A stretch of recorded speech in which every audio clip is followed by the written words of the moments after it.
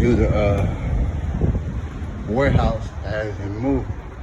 God don't want me to go. He don't want me to go nowhere near Home Depot. I don't know what it is. He don't want me nowhere near Home Depot. I can go in Lowe's, I can go everywhere, but he don't want me in Home Depot. So let's go. Let's see. How you doing, sir? Great, how are you today? All right, yourself? Very good. What can I help you find? Well, today I'm just looking, sir. Okay. Just looking. Yeah. Make yourself at home. All right. Gary, if you have any questions, just give a wait, okay? Yes, sir. Yes, sir. You have a business card? I do, yeah. We usually don't get asked for those up front. People sir. always wait till they're on their way out the door, but yeah. There Thank you you, go. sir. All right. Appreciate it. Yes, sir. Thank you, sir. Yeah, I'm around if you need anything. Gary? Gary, Thank you. You're My name is welcome. Tariq, sir. Okay. All right. Great, thank you. Yes, sir. Okay.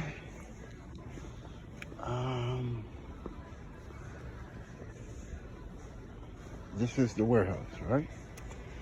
So, I'm operation manager. I got, no, SIT.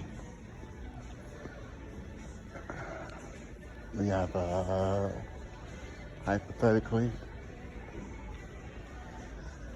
no. Suppose you gotta pack this out. If I'm not mistaken, this is 1, 2, 3. Now, I've been in the warehouse, right? It's coming to the warehouse. SIT comes in. They unpad it. When they unpad it, I gotta inspect it. What you wanna look for is open the doors. Make sure the door is closed correctly. You know, you gotta open it like this. Make sure it opens and closes correctly. Make sure it's open and closed correctly. Check the shelves. Check the doors. You know, anything electrical you don't have to check. But you just want to see the appearance.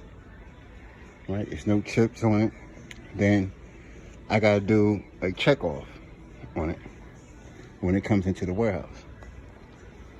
Right? Once it comes to the warehouse and I sign on it, I own it. Okay, I own it. What else? What else? A driver comes in, he brings this in, right? He brings this in, gotta check the drawers. Trying to think of everything I gotta do. I check it in, I gotta pad it up. And suppose he got pads he got on it, I gotta transfer the pads. Okay? Or he can keep the pads on it and I just count the pads he got on it and just give him some pads. But if this was a household and we doing the move, right? When you got a dresser like this and you want to pad it, right? Move it about 12 inches from the wall. Move that 12 inches from the wall. Then you put your pad, start your pad, you put your pad halfway. Halfway, let it come down. Then you drape the other side, you put your band here and lean the back towards the wall. And put your band around it. Then you go around the other side and do the same thing. Then you shrink wrap it, whatever. Okay? Now a headboard, you want to pad a headboard? Me personally, if I have extra paper pads, I'm gonna use it on the white. I'm gonna tell you why. White, if they get a scratch, it will show. That's the reason why in my warehouse, I want every pad washed when it comes in. Because you can scratch this easily with a pad. All right? Okay. You take the pad, you go halfway. Go from there, this way, right? You make sure it touches the ground, then you then the excess, you go around. The most important thing, you want to get this one right here. So you take half, go around, other half. Then you take the band, you go from here to under the thing, right? You come over here. You take another pad. You go half, right? You take the pad around. Put your band over here. Then, if it's too tall to stand up, you get another person, right? And you lean it on the side. Then you take your band and go this way. 1, 2, 3. Then you might want to shrink wrap it because it still be kind of loose. But remember, you take your pad halfway and go around. Then you take your band and go this way. Over it. Okay? Now, here, the mirror. Okay? You want to paper pad it before you make your mirror carton. You want to paper pad it. After you paper pad it, you make your dish barrel. The dish barrel should be about this wide. You put paper, white paper on both sides when you put it in the box. And that's how you take care of that. Here, okay, say you got stairs, right? And just say you use a mover and you got a woman with you. The woman, you know, she might be saying, no, I can't lift that. But you do. Now, when you pad it, right? You take your pad, go over this way. You have one blanket, you go this way, right? You got to cover the whole desk with one pad. I'm going to tell you why. Then you take your other pad, right? You start from here, then you come around. You want to cover it. Now, I'm on the 3rd floor. I got a woman with me. You take the desk, you take this dresser, you stand it up. When you get to the stairs, you like this, slide down the stairs. You put the woman up on top, you stay on the bottom of the stairs, and you let it ride with you. Then you get down the stairs, you put your 4-wheel dolly right on here. Stand it up, bring it to the door. That's if you got a woman with you. Now, if you have a woman with you and you're on the 1st floor, tell you what you do. You put the dolly here, you turn it upside down, put the dolly here, right? And you roll it to the trailer. When you roll it to the trailer, right? This part right here is going to hit the trailer. You take a 4-wheel dolly, half wheels in, half wheels out. So now when the woman push it, right? She's going to push it right to the trailer. The 4-wheel dolly is going to catch it. And it's going to roll right in the trailer. Okay? Now, when you want to unload it, same thing. You turn it on this side, put the 4-wheel dolly here. You roll it to the edge of the trailer. And you roll it to the edge of the door, put your 4-wheel dolly half in, half out. It will catch it and let it roll out the trailer.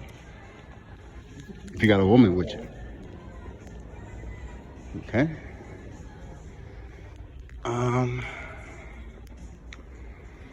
This right here. You have to break this down. You have to inventory this. Each leg, you got to count it. I would suggest, if I was a line haul driver, the woman would be in the kitchen and I have to do all this. Because once you do this, right? Suppose you going, like most times, 85% of long distance goes in the garage when they get to the destination. 85%. Because the customer don't know where they want to put it at, or they still painting the walls, doing work inside the house. So they want everything in the garage. But you still have to take a picture. You stand back. You take a picture of the merchandise, right? Take pictures all 4 sides. You take pictures how it's connected. So now when you got to put it together, you know how it goes. It's a cue. Let me find an entertainment center. I'll show you. I need something difficult. I see one. You gotta find something very difficult. And you gotta put back together. Or say you have a driver that comes in and he got like 5,000 pounds and he needs someone to help him offload, and he got all this merchandise, right? Now, say you got this. All the doors off, the glass shelves is out, right? He should have pictures of this. You gotta have pictures before you broke it down and pictures after you broke it down, so they can put it back together. Because if the hinges, right? Suppose the hinges, you put this door on this side, but reverse. You have to mark it. Say you pad this one. You make your pad, and you put, if you're facing it, you put F left, face left, F right, face right. It's very important. Okay? It's very important.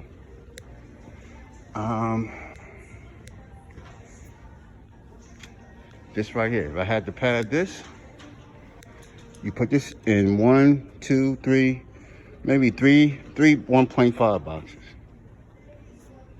You don't put that, you don't pad that, you put that in a box. And you put fragile. Same thing with these two things right here, 1, 2. You put that in a box, fragile. And with this, if I had to pad this, I would take paper pads, take your leaf out, and you lay your pad down. You padding chairs, right? Say this the pad. You put your chair this way. That rug is the pad. You put your chair this way. You take this part, put over here first. Then you fold the sides over the chair. Okay? So I hope I'm helping you. I really don't have nothing difficult to show you my expertise. With these, right? Sometimes you can pull the back out. Say hypothetically, you got your tier, right? And this is the only piece that's outside the tier in the trailer. And you're trying to save space. Well, you take the back off, pad it, and you pad this part and lay this part down in it. So you can make a tier. You understand? So, all right, my trailer's empty. I got 20,000 pounds, right? 20,000 pounds. You want to put the back of the house in first. Okay? You want to put the back, you want to start as far as in the back of the house you want. You want to put that in the trailer first. I'm going to tell you why. I'm going to tell you why in a minute. And what's at the front of the house, you put that last. I mean, you can do vice versa, but I'm going to tell you why. You have a 53-foot trailer. If it's 20,000 pounds, you have a door on each side, right? You want to open your trailer door from the rear, take that stuff that's out, put in the front. When you first get in the house, you want to put things on the side, right? Your customer is going to be, if they decide where they want to put things, they're gonna have a time limit. You know, if you got like a hostile customer that's, well, I want you over here, I want it over there. You start in the first room. Bring furniture in the first room. And you keep moving in. They're going 9 times out of 10, they're gonna say, well, I don't want it here. I don't want it here. Your guys are still moving in. You understand what I'm saying? So they're gonna get frustrated. and be like, oh, just put it here, just put it there. That's what movers do. So if you got a customer that's tedious, you start when you walk in the house, that's the room that you want to start bringing furniture in. If they're tedious, because they're going to change their mind up so much, they're going to get frustrated. But if you got a customer that's cool, you start in the front of the house, you pad everything up, and load the front of the house in the trailer first. So when you get to the destination, you have the rear of the house on the back of your trailer, if you got a cool customer. So if you have a mover and he loads you from the rear, he goes back in your house and start packing up the rear, he thinks that you're a hostile customer. That's why he's starting the rear. So I gave you clues. If the professional mover walks in your house and starts in the back, he doesn't like you, or he feels that you're a problem. So when he gets to the destination, he want to hurry up and get you out the way. So he'll start in the front. Okay, just say, this is the customer. That's the door coming in, right? The mover's going to start with the living room right here, putting furniture down. If you are not a good customer, that's where he won't start. Because you're going to get frustrated by him walking back and forth. You're like, no, I don't want it here. I don't want it there. Then you're going to get frustrated. But if he start in the back, it's because he loves you. He likes you. You got it? That's the cue. Now you know how to communicate with a mover. If he's offloading you and he do the front first, you're not a cool customer. All right?